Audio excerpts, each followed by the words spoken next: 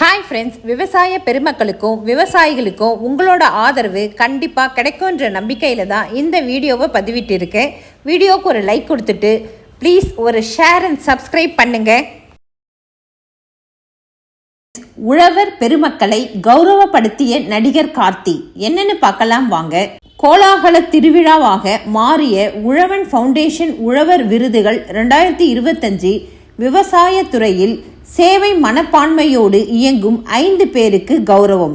விவசாயத்தில் சாதனை புரிந்தவர்களையும் அதற்கு உறுதுணையாக இருந்து பங்களிப்பவர்களையும் கௌரவப்படுத்தி அங்கீகரிக்கும் உழவர் ஃபவுண்டேஷனின் உழவர் விருதுகள் 2025 விழா கோலாகலமாக சென்னையில் நடைபெற்றது.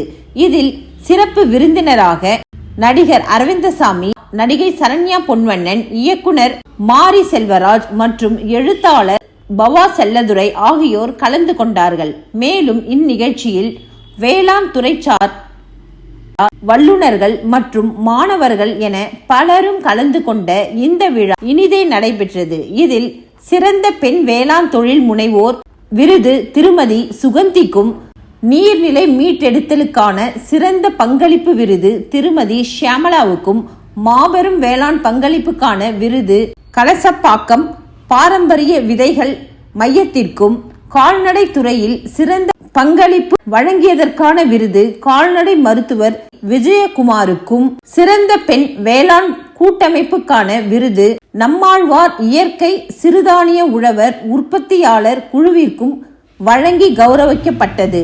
இந்த ஆண்டு விருதாளர்கள் ஒவ்வொருவருக்கும் உழவர் விருதோடு 2 லட்சம் ரூபாய்க்கான காசோலை வழங்கப்பட்டது. கடந்த ஆண்டு 1 லட்சம் ரூபாய் வழங்கப்பட்டு வந்தது குறிப்பிடத்தக்கது.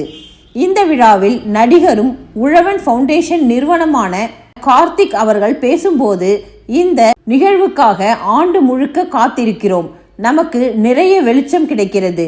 அந்த வெளிச்சத்தின் மூலம் தங்களின் வாழ்க்கையை மாற்றுபவர்களுக்காக அர்ப்பணித்து கொண்டவர்களை, குறிப்பாக உழவுக்காக தங்களை அர்ப்பணித்து கொண்டுள்ள மக்களை எல்லோருக்கும் கொண்டு சேர்க்க வேண்டும். இவர்கள்தான் நாம் கொண்டாடப்பட வேண்டியவர்கள் என்பதை மக்களுக்கு சொல்ல வேண்டும். அதற்காகத்தான் உழவர் விருதை தொடர்ந்து நடத்தி வருகிறோம்.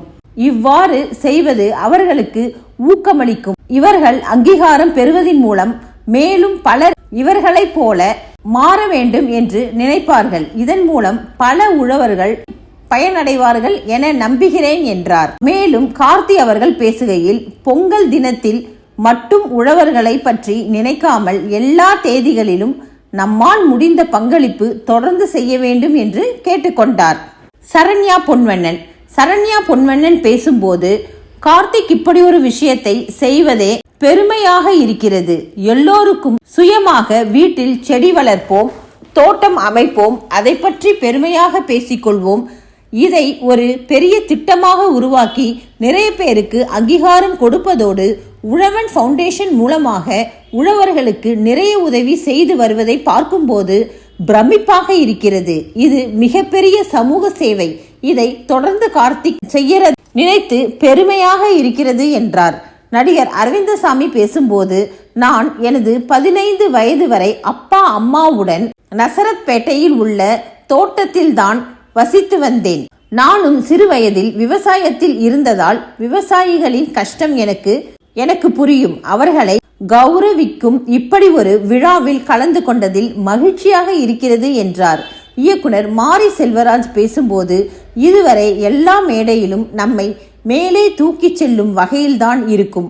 ஆனால் இந்த மேடைதான் நாம் யார், நாம் எங்கிருந்து வந்திருக்கிறோம், நமது அடிவேர் என்ன என்பதை அறிந்து கொள்ள உதவுகிறது. விவசாயத்தில் இவ்வளவு விஷயங்கள் இருக்கிறதா, இங்கு வந்த பிறகுதான் அறிந்து கொண்டேன். இது எனக்கு மிகவும் ஆச்சரியமாக இருக்கிறது.